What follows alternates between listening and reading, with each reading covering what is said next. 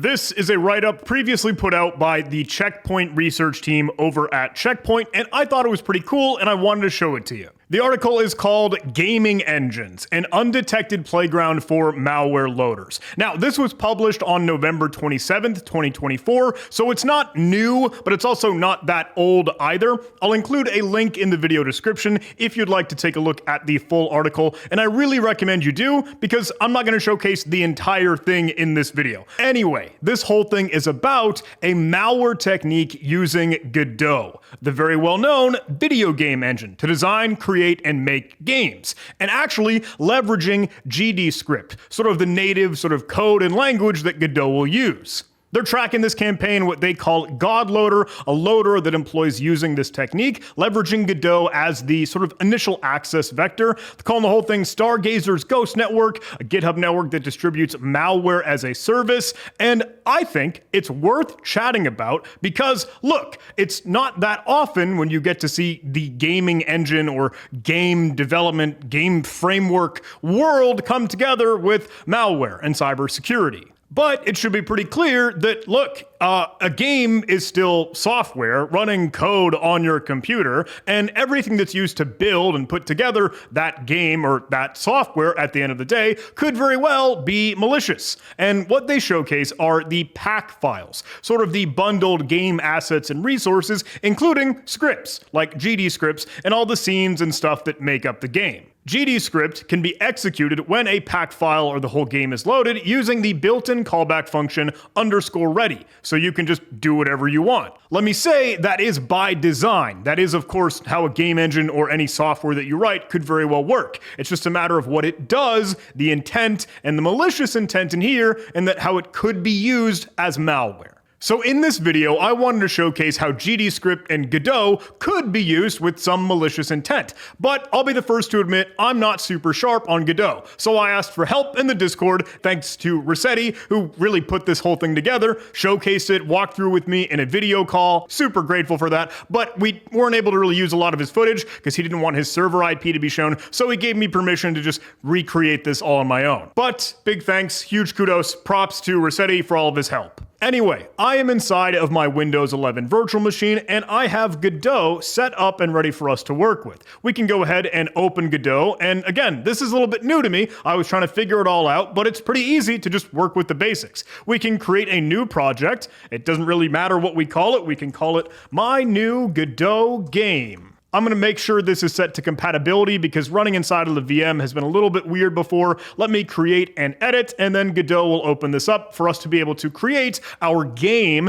except we're going to make it do some malware-like stuff. So we'll create just a simple 2D scene because we need to have that for the game to even run. And with that, we could actually attach a script to it to be able to actually invoke GDScript. And it will create this. It doesn't really matter what we call it. You could make it evil, you could make it payload, you can make it whatever. Let's just go ahead and create with the defaults here. Now we have code, syntax that we can work with that feels and looks a little bit like Python. But if I were to simply save this file, we can make sure that does have a scene for us. And a super simple proof of concept, let's just start with the absolute bare bone basics. Hello world. Make sure that will run with a print statement, F5 to run that thing, and we could set the current scene to be the main scene, what it's actually gonna run with at the start. Make sure that's defined, and when this executes, we've got over in the terminal down below, hello world. Okay, that's just a sanity check for us to be able to run our program. But let's make it do some sketchy stuff. What I want to do is actually make an HTTP request so I could actually reach out to an external sort of third-party server that could host a payload. And that'll actually get downloaded, invoked, and ran on the host. Hang on everyone, before we go any further, please let me thank the sponsor of today's video, Keeper Security. I gotta be honest, I look for the most secure solutions on the market. Every organization, even my own, needs to secure passwords, credentials, secrets, and connections, all to reduce the risk of cyber attacks. And Keeper Security offers a privileged access management solution to deliver enterprise-grade protection all in one unified platform.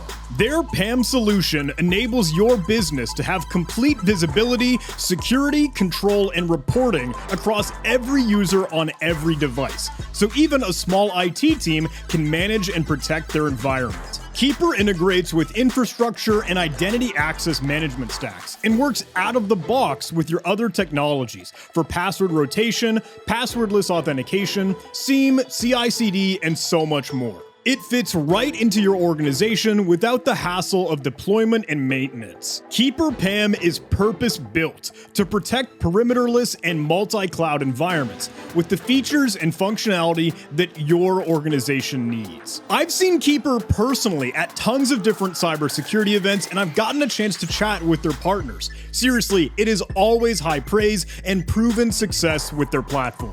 With over 275,000 5-star ratings in app stores, users rave about Keeper. With Keeper, you can keep your users, your data, and your environment secure. Learn more today and sign up for a demo with my link below in the video description, jh.live/Keeper. Huge thanks to Keeper for sponsoring this video. So this var HTTP request is actually going to be an object of the type HTTP request, which is totally accessible, easily included within Godot and GDScript. With that, we need to make sure it is added to the scene. So we'll use this add child function, and that will make sure, okay, we are going to get it into the context of the running scene and node, really. And then we can define the URL of what we want to try to connect to. This will just be http:// whatever, like just any online website you'd see in your web browser or an address bar. So we need a place to serve a payload, which means we could just use our attacker virtual machine, put our hacker hat on, act as the adversary. I'm over in my Kali Linux virtual machine. I'll hit Control-Alt-T on my keyboard to open up a terminal, zoom in and F11 to full screen, and let me honestly just make a directory //. I can move in that directory and spin up a super simple Python HTTP server with the -m to run a module in the built-in http.server. Now, once that's serving, I actually want to publish that out to the open internet. So let me go ahead and make sure that is going to be served with ngrok. Super simple, super easy. Let's just use ngrok HTTP on port 8000, and that can probably just work with the scheme HTTP because it doesn't need to be HTTPS. Once I spin this up, I will be given an address that we can copy and paste and use back in our GDScript in Godot. So at the very least, we'll have another proof of concept to make sure, okay, we can actually connect and reach an external endpoint. With that, we'll actually make the request and we'll save the response or return from that as a variable called error, because that's just what the request function will return when we try to request that URL. This is just debugging for ourselves, but it's good to be able to see that, because when I run it with F5 now, we should be able to see over in the console, we have successfully requested the endpoint. And back over in Kali, we do of course see the GET request come through, and hey, the little log for our server in Python just as well. Now back in our GDScript code, say that we were actually going to access whatever payload.exe we happen to serve at that ngrok URL, and where we just have our third-party external server. If we have this downloaded after the request is completed, let's write that to disk if you want, or whatever other malware technique you might do. Again, this is just for our education showcase and demo, and then execute the payload. So we need to add just a bit of a callback for our HTTP request object. We'll go ahead and connect a little event that's called request completed. That's the signal that will be the first argument, and then the callable being a callable type, including from itself, and this is just the GDScript syntax. I got to admit, I'm kind of pressing the I believe button here, but if we add just the name of the function that we will build out as a string, then we'll be able to define this and actually handle what happens once it has gotten this successfully retrieved from the HTTP server. All right, now let's make our handler function our onRequestCompleted callback, and that will need a couple special parameters because this is a handler, kind of a specific callback. We'll get the result, the response code, the headers, and the body. These are all just kind of the boilerplate things you will need for a callback given that signal when there is a completed request. So we can simply say request completed, and if it was a 200 response code, like an HTTP, okay, that was a successful request and here is a response, then we can determine where we'll actually save the payload. I want to put this in just whatever regular world writable directory. I really like C Windows tasks. You know, that's kind of my go-to in the Windows world. And then we can go ahead and get the file actually being a file access object. Again, another native thing we can work with in Godot and GDScript. So we'll open up that save path with file access.write, so we can actually write to it. Testing that with F5 for just a second, we can see we don't yet have our payload prepared yet, so that is going to give us a 404, but let's keep building out this code, because if we had a file handle created, then we could go ahead and store a buffer given the body or the actual response from the HTTP call. With that, we'll close the file handle, and then if we want, we can print out file downloaded to... Oh, and we should actually put a file name in our save path, huh? Make sure it tells it, you know, right to a specific file there, not just a directory, please. And then we need to actually invoke this, and we can do that super duper easily. We do probably want to capture the output, so we'll just build out an array for that. And with that, we could do an exec error actually being the return value of, this is awesome, os.execute. Probably just like you're used to in Python, super easy to do in GDScript and straight up Godot for a game engine. You could use it for malware if you wanted to.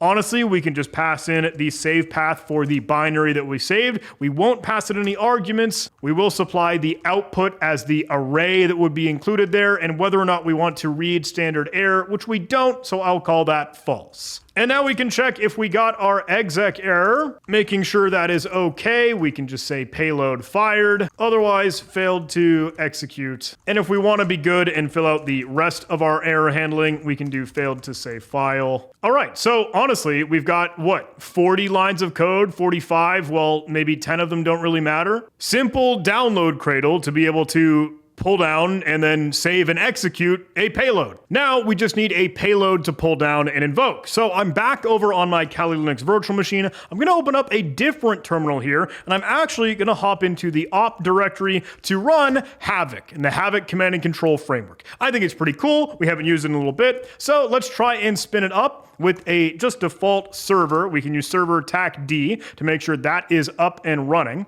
Now down below, we'll actually open up yet another to invoke the Havoc client, so we can connect to the team server that is running. We'll just use kind of the defaults here, whatever name it chose, localhost, default port. And I realize this text might be a little bit small. I'm very, very sorry. That's kind of just Kali Linux doing its thing. Look, let me go ahead and create a new listener. Pretty simple. We can just add one down below. You can call it whatever you want. If we're using the HTTPS payload by default, I think just the name HTTPS is fine. We can add whatever host for our usual IP address. It'll just choose your interface by default. But I actually want to change the binding host to 0.0.0.0. Because again, local environment, just inside of virtual machines, keeping it easy, educational, showcase demo, magic, cooking show, fireworks. We'll save this. Now that that agent is created, or excuse me, that listener, we'll actually build out a payload. So in the attack menu up at the top here, we can create a new daemon, payload agent here with that listener we've created, x64 architecture, all the defaults are just fine. So with that, I can just click generate. And I know, I'm sorry, it's not really necessary. I'm using ngrok for like the outbound internet connection, but then I'm using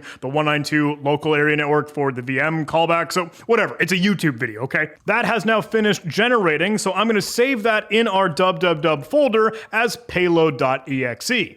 That has been created, so we, fingers crossed, have everything put together to be able to get our callback. But first I want to make some funny changes to make it look like this game is not going to run on a victim's computer. I know, not really necessary, it's just the decoration to make it look real or not real, whatever. So if I change the window width to 1, the height to 1, but also make it full screen, not resizable, and then borderless, it'll maybe get a little bit messy, take over the entire screen, and then we can just force it to crash so that it's going to look like, uh-oh, the program just has a problem.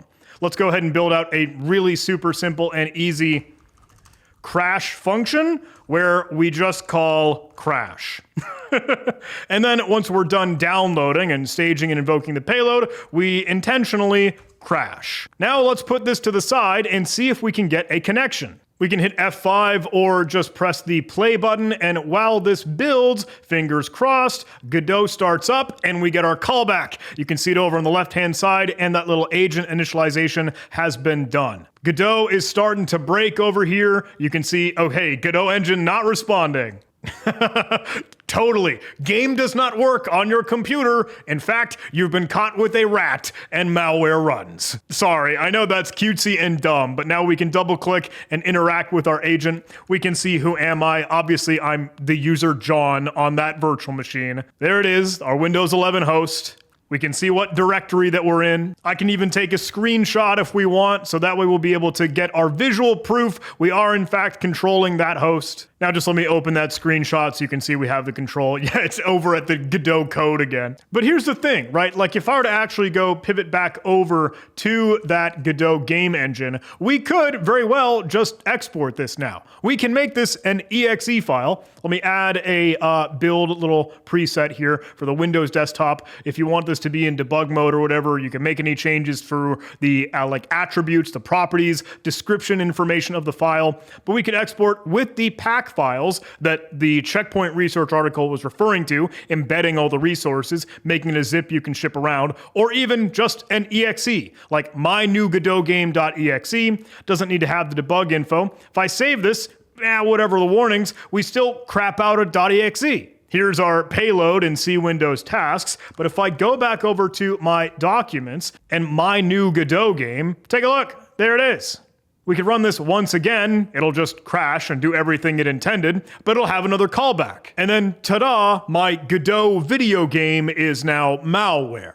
Obviously, this was just a super simple, primitive little proof of concept to be able to show it off. Even just a simple, stupid fireworks of getting, whatever Havoc command and control framework callback. But look at all the stuff that was actually built in to a lot of the real payloads that Checkpoint Research saw out in the wild. They're using some anti-evasion because of graphic drivers, or looking for a specific video card, stuff like that.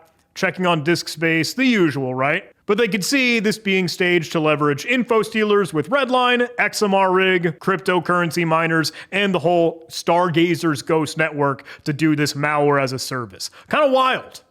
The article got a lot more in depth though on the .pack files and how they could really be encrypted. And that was actually a property or something we could toggle in Godot when we're exporting our project as to whether or not you simply encrypt your pack files. So that way this isn't going to be a thing that could be embedded into other games, like using this to load another pack resource file into any other Godot engine game. If a user were to be tricked into replacing one with this malicious one, if that were the delivery and infection method. I don't mean to get too far in the weeds with the game pack files, but they do note that's one thing to note. I think it's worth harping on though, this is fine. This is not a concern. The Godot engine is legitimate software, and it's, again, this is functionality of any game development framework, of any software, right? It could do malicious things. It's just a matter of the malicious intent. With that said, I'd be remiss not to mention the actual statement from Godot about this, talking about the malware loaders. This was their public statement after that write-up and research went public, and this is fine. Like, again, this is not a vulnerability in Godot or specific to the Godot game engine or any other framework for development projects like this. As long as you're using real Godot, like, that was not a concern in the first place. Godot doesn't register a handler for .pack files. They aren't considered or actually executing as code on their own. This is just the capability of the resources given to you. Again, that's just because it is software, code that runs on your computer that could do anything. So I just wanted to dispel that. I'm sorry in case folks weren't too clear on it. This is not a concern. It's just threat actors doing what they do, hackers getting scrappy and clever, and realizing that, look, yeah, game engines could be a vessel to be able to do malicious stuff. Nothing's really stopping anyone from just buying Game Maker and the Pro subscription, and then when you poop out an executable as your video game, it's totally signed. And then you've got a certificate, and maybe you'll just skirt by antivirus because you're a weird program they've never seen before, and it's signed. Game engines might be handy. But anyway, that's it. I hope you thought this was cool. I hope you thought it was a little bit neat to be able to, use Godot to deliver malware in whatever sense. And hey, we're using some Havoc C2 to look all cool, hacker, flashy, fancy, whatever. Look, if I may ask you a humble favor, I would love if you'd be willing to take a look at Just Hacking Training, my new training venture. Hey, a whole capability for courses, exercises, activities, lessons, and things for you to learn a whole lot more cybersecurity. And if you want to hear anything more from me, even in your inbox, please do sign up for my newsletter, which I'm very excited to keep cruising and doing. Links in the video description, and please do give some love to our sponsors. With all that said, thanks so much for watching this video. Do all those YouTube algorithm things, like, comment, subscribe, and I'll see you in the next video.